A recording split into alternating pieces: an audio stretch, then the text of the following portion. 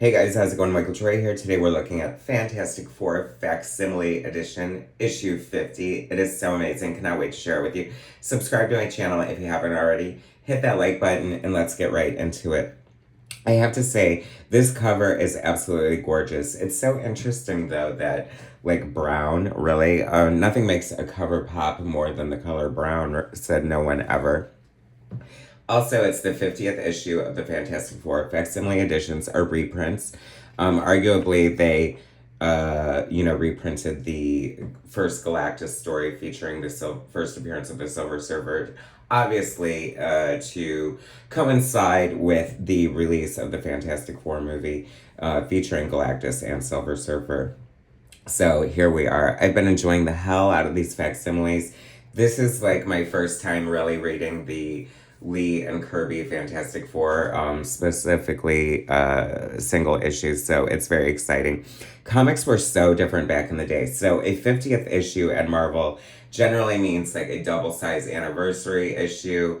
Marvel got to the point, especially in the Bronze Age, when I started collecting, where every 25th issue was a double size issue. It was like an event. You know, we're right in the middle of the last Galactus story here. So this should be the epic conclusion, right? And it's so interesting how it plays out. Greater Than the Greatest. Script by Stan Lee, art by Jack Kirby, inks by Joe Sinnott, lettering by Sam Rosen. It is so good. It is so good. The art is so amazing.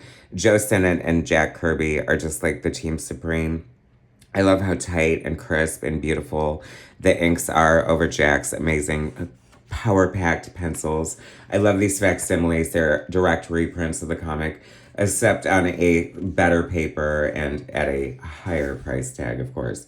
A lot of people don't like the slick paper that Marvel's using. DC has been using the more standard sort of newsprint, and people decry the shiny paper, but whatever. I think it looks great.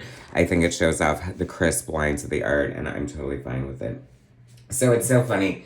Galactus, the biggest threat to the universe, the FF, and the Silver Surfer for the first time. Alicia has shown him that humans are worth saving. They have conscience, they have empathy. And he's trying to convince Galactus, Galactus, I guess, isn't evil or good. He's just more logical or whatever. And it's so funny because this looks like such a great Kirby goodness right there, doesn't it? I just love everything, like all the little tropes, just the way Kirby draws everything. I love that Thing is more like his more polished, roggy look now. I'm so impressed and so in love with how sleek and beautiful the lines are on the Silver Surfer's figure. They just look so cool. Something that could arguably come across as super silly by design, like a Silver Surfer, really a surfboard in space, how crazy. But it just is so the best, most genius idea ever. And a glimpse into what was going on at Marvel at the time. Kirby's legendary Thor run, Ditko on Spider-Man. What a time to be a comic book collector, right? It is so much fun going back in time and getting to sort of experience these single issues as if it were the 60s and you were a collector getting them off the stand for the first time. Love the Watcher's role in this. It is so packed with goodness. A lot of these characters are so familiar to us, and we would be so part of the FF's DNA, totally ingrained in our brains, and seeing them how they appeared, acted for the first time, a lot of it is just so there, you know what I mean? It's so tight and well-rounded and just complex. This whole side plot with Watcher sending Johnny into this crazy dimension that only he can go on. And I just love the cosmicness of the Kirby, the Kirby dots all over the place. Kirby gave till it hurt, for sure. You just get everything in one panel. There's, intense backgrounds, just, great acting. The characters look so fantastic. No pun, or pun intended, perhaps. And the crazy thing to me, though, is that it pretty much wraps up like within the first third of the book. Like Galactus is like, okay, you've kind of convinced me. Like I'm, like the Herald's never like the Watcher and the Herald have never like made this kind of proclamation before. So maybe I'll just, whatever, I'll give up and move on. But in a savage move, he like strips the server not of his powers per se, although he sort of like he says he can't roam the galaxies anymore. So I guess he's exiled to Earth is basically what that means. And then he does these like savage like eye lasers, and this I don't know, the impact of this panel is just so amazing. And I love once again, the interaction of the Fantastic Four is so fantastic. Thing is never going to miss an opportunity to say something very thing like, can't you ever get struck speechless like the rest of us, bitching about Reed going on or in the worst situations, which I totally love. This panel is amazing. If this feels like, it's funny because I feel like we're starting to get like bigger, more like sort of money shot panels, which aren't super common for, the Silver Age. They usually have strict, pretty 4 to 6 panel grids, if not more. And so it's kind of fun to see some of those. I love like just the, like I said, all the tropes of the things that we love about the Fantastic Four. So here, Alicia shows up and things immediately insecure and jealous of the Silver Surfer, and kind of just wanders off feeling defeated before he even gives Alicia a chance, leaving her alone and blind on a rooftop. Very selfish, mind you. Silver Surfer is like, well, all right, I've been stripped of my universe faring powers, so I'm forced to explore the Earth, and I'm going to go ahead and do that. You might see me again once I've, exhausted every corner of the Earth. And so I thought that was kind of cool. Like, obviously, Silver Surfer comes back. Geez, I just wish, because they've been reprinting, like, from issue 1, and it's now on issue 7. A review of that coming soon. And then they did 48, 49, and 50. So I don't know exactly where the publishing schedule is supposed to go. I think they're doing the first, at least, year of the FF. Now that the movie is out and people who have seen it have loved it, but I don't feel like it's like a smash phenomenon. You know what I mean? It's like, I think that it's reached like comic book fans and Fantastic Four fans and my friends. I haven't seen it yet. I do feel like it's going to be good, but it just gives me a little pause that, it wasn't quite the smash that I was hoping it would be. It doesn't seem like it anyway. I could be wrong. This is like, these comics are so dense and rich and lush. There are like a million subplots going on. Like it's almost tongue in cheek in a way, of course, Stan's writing. He almost like makes mention of the fact that there's like so much going on here. Almost like apologizing to the readers. We go to this, random scrimmage football thing. Oh, this is so good too.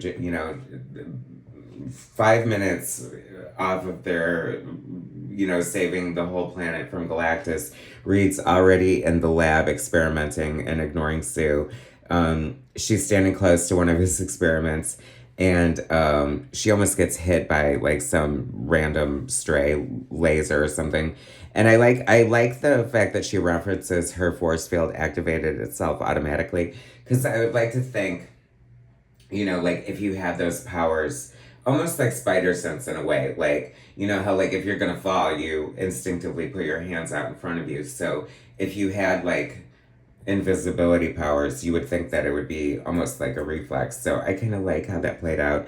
I don't know, nerd, I know, what can I tell you?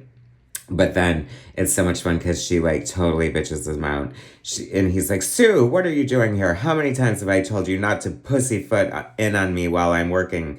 You might have been hurt. What difference would that make? You wouldn't know about it for weeks. Sometimes I think you've even forgotten that we're married now. I kind of forget that they're married sometimes. But, I mean, I kind of forget that they weren't ever married.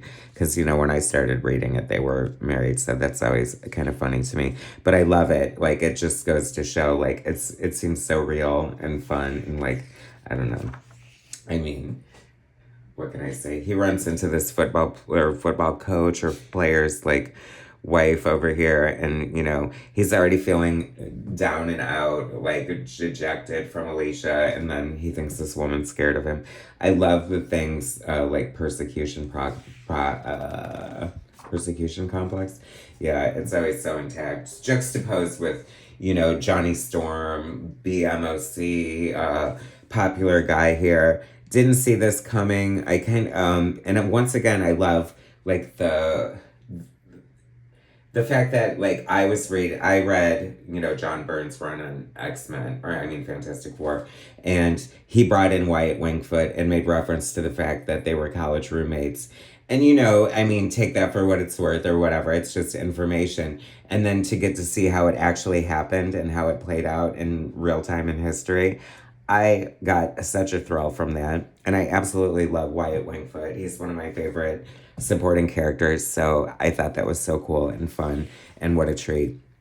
And what a treat this art is. Oh my God. Just like even the most like mundane pages, like look at this college room here, just like the details on the carpeting, the statues with the bust, the light fixtures. I mean, wow, this is just so insane. You will never ever experience or see anything like this in art or comics again. This is why this is just legend right here. We get to see a little interlude with the Inhumans. Torch is carrying a torch for Crystal. She's carrying a torch for him. I love the way Black Bolt looks.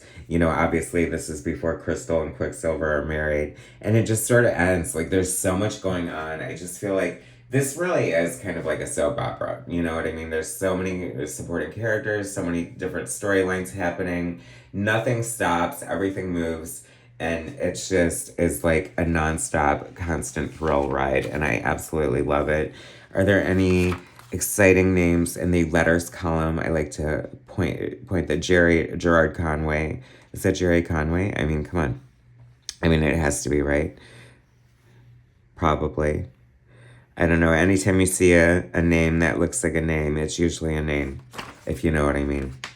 Is your hair growing or going? Could you imagine, like, what would little kids care about an ad like that for? But I don't know. I digress. They're not all middle-aged balding men like they are now. I mean, they didn't start that way anyway. Anyway, so amazing, so exciting. I love the Fantastic Four. It is so cool and fun to take these trips down memory lane with these facsimiles. If you guys aren't getting them, you definitely need to pick them up. Subscribe to my channel if you haven't already. Hit that like button, and I will bring you more soon.